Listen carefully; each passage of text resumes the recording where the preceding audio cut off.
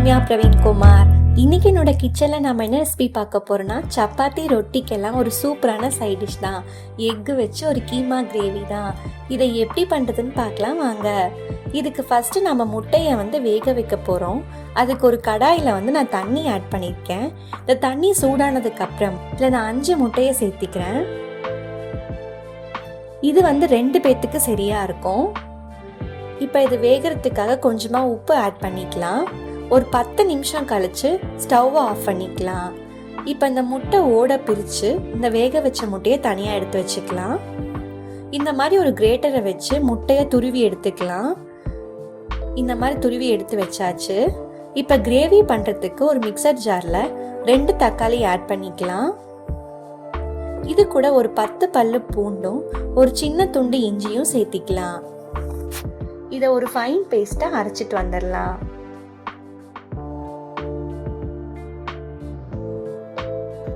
இப்போ கிரேவி பண்ணுறதுக்கு ஒரு கடாய் வச்சுக்கலாம். அதில் கடலை எண்ணெய் சேர்த்திக்கலாம். எண்ணெய் நல்லா காஞ்சதுக்கு அப்புறமா 1/2 டீஸ்பூன் சீரகம் சேர்த்திக்கலாம். சீரகம் பொரிஞ்சதுக்கு அப்புறமா 3 பெரிய வெங்காயத்தை பொடி பொடியாக கட் பண்ணி வச்சிருக்கேன், அதை சேர்த்திக்கலாம். வெங்காயம் குயிக்காக வதங்கிறதுக்காக கொஞ்சமாக உப்பு சேர்த்திக்கலாம். இதை நல்லா வதக்கிக்கலாம். இப்போ இது கூட கட் பண்ணி வச்சிருக்க 2 பச்சை மிளகாவை சேர்த்திட்டு நல்லா வதக்கிக்கலாம். வெங்காயம் கலர் சேஞ்ச் ஆகிற வரைக்கும் வதக்கிக்கலாம். வெங்காயம் நல்லா வதங்கிடுச்சு. இந்த அளவுக்கு வதங்கணும். அதுக்கப்புறமா நாம் அரைச்சி வச்சிருக்க தக்காளி இஞ்சி பூண்டு விழுத சேர்த்திக்கலாம். இதை நல்லா கலந்து விட்டுக்கலாம். இது நல்லா மிக்ஸ் ஆகி எண்ணெய் பிரிஞ்சு வர வரைக்கும் வெயிட் பண்ணலாம்.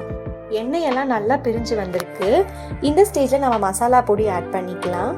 1/4 டீஸ்பூன் மஞ்சள் தூள், 3/4 டீஸ்பூன் அளவுக்கு மிளகாய் தூள், 1/2 டீஸ்பூன் கரம் மசாலா, 1/4 டீஸ்பூன் ஜீரகத்தூள். இது எல்லாத்தையும் ஆட் பண்ணிட்டு ஒரு 2 நிமிஷம் லோ ஃப்ளேமில் நல்லா பச்சை வாசனை போகிற அளவுக்கு வதக்கிக்கலாம். இது நல்லா வதங்கினதுக்கு அப்புறமா தான் நம்ம தண்ணி ஆட் பண்ணணும், இல்லைன்னா மசாலாவோட பச்சை வாசனை இருக்கும். இப்போ தண்ணி ஆட் பண்ணிட்டு நல்லா கொதிக்க விடலாம். இப்போ நல்லா கொதிச்சு எண்ணெயெல்லாம் இந்த மாதிரி மேலே பிரிஞ்சு வந்ததுக்கு அப்புறமா நம்ம ரெடி பண்ணி வச்சிருக்க முட்டையை அது கூட சேர்த்திக்கலாம். இதை நல்லா கலந்து விட்டுக்கலாம். இப்போ இந்த கிரேவியும் இந்த முட்டையும் ஒன்றா கலந்து வர வரைக்கும் மிக்ஸ் பண்ணிக்கலாம். இது நல்லா கலந்து சுண்டுற வரைக்கும் வெயிட் பண்ணலாம். நல்லா சுண்டி வந்துருச்சு. இந்த ஸ்டேஜில் கொத்தமல்லி இலை தூவி ஸ்டவ் ஆஃப் பண்ணிக்கலாம்.